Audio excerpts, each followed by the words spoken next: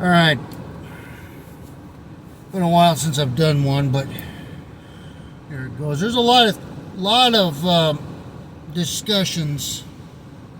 There's been a lot of things that I've wanted to discuss in different videos, but I think discussions and debates and whatnot that I've had on social media in regards to different topics, Jews, Chinese, immigration, Hitler. But I think in this video I'm going to hold to this specific topic about, well, I think I'm going to call it the project that failed. The project that failed, and that was the emancipation of slavery. Now, here's something that all y'all should kind of know. I feel it should be known about the great emancipator, as he was known, Honest Abe. And I've come to look at him in a much different light than I used to. I actually think he might not have been a very good president. And, well, many reasons for that. But we'll get to this one in specific. In turn, it's like the Civil War being fought only for the reason of slavery. Nothing could be further from the truth. There are those who believe that the Civil War was a just war. I don't. Honestly, there's only one war in the U.S. that was just and worth fighting and dying over, and that was the Revolutionary War. That gives us the right to even have this free speech today. Why you can even make videos like this and not be arrested, at least yet. But when it comes to the Civil War, I think to those people who believe that Lincoln did it for a good reason are quite misled. It was the Civil War was fought much more over money. And I even think that's how the Federal Reserve came into play, and there was kind of a takeover of America to some extent through the Civil War. But to those folk who believe it was fought over slavery, I say good for you, and you can say then that the Civil War was a just war. It is what it is. But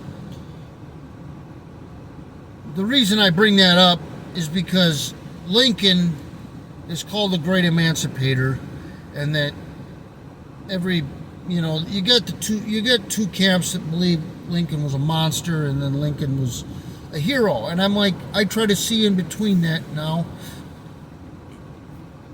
both the good and the bad, with all these historical figures that we've been taught, very maybe indoctrinated to some degree.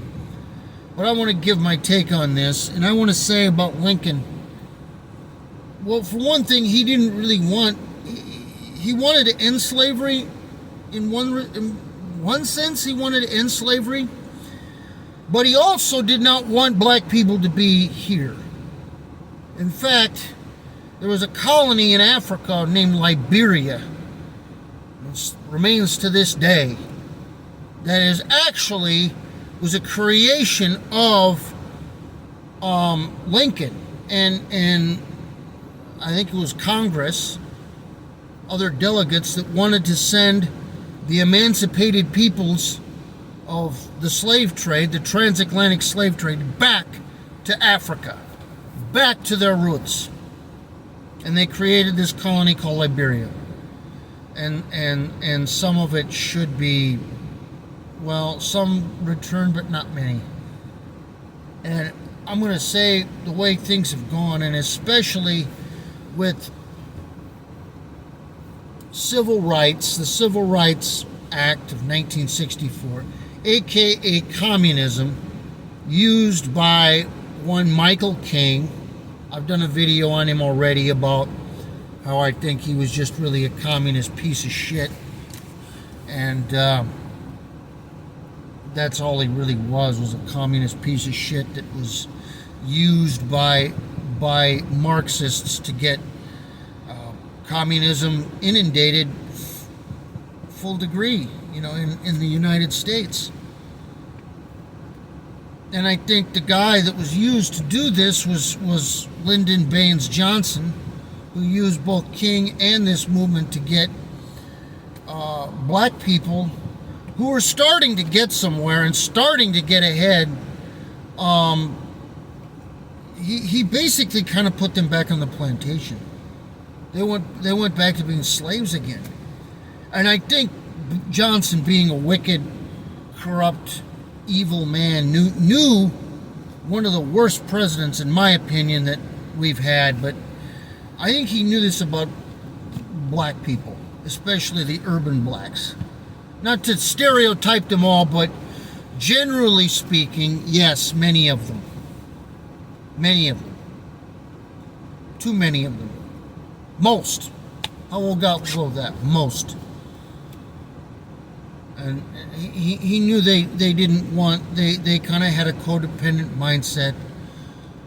They didn't value hard work, effort, sacrifice, dedication, diligence, all those great attributes that I think made America one of the greatest countries it's ever been on this side of the globe.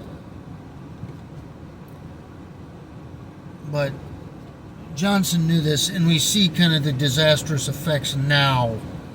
And we see maybe that Lincoln, what he wanted and what he desired, should have been more, I think, effectively carried out here in the U.S. and sending most black people, most black Americans. I mean, think about it. The African Americans that have been here for generations, per se, since like the Civil Rights Act and even before that, and they were getting, they were living on welfare, they were making government dependency a lifestyle. They really had no desire to make any advancements out of the system they were in or the lifestyles they were in. They felt they were owed a living and that there's nothing that could be done for them that could make up for the past. Basically professional victims. No value at all. No get up and go at all. They're just lazy. They're happy to be on welfare. They laugh at it, or they. Why are we allowing that here? Why are we permitting that? To me, it is like the Lincoln Project. It failed. Lincoln, we'll even go with Martin Luther King. Today you'd be judged by the content of your character, not the color of your skin, which actually a lot of his words were, he said one thing but did another. I think Lincoln might have done that too, to some degree, but I do think he knew the assimilation of black Africans after slavery and trying to get them integrated into society would be too much work, so he didn't want to go through with it. So, in conclusion, I'm just going to say, and I know this isn't very popular or well liked, but I think that's the way it should be again. The majority of the black population, especially those living in these inner cities, should be sent back. A lump sum of cash, send them back, let them fend for themselves, and possibly they would be happier and better off than they are now. Well, happier is the key thing. Happier. And then we could start over from scratch. Instead of spending all this money on overseas projects, on wars we have no desire to end, conflicts we have no desire to end, But, hey, that's just me. That's just me. Just remember one thing. At the end of the day, I am the redneck juggernaut, and I cannot be debunked. I can never be debunked, except by God himself. That's it. Later.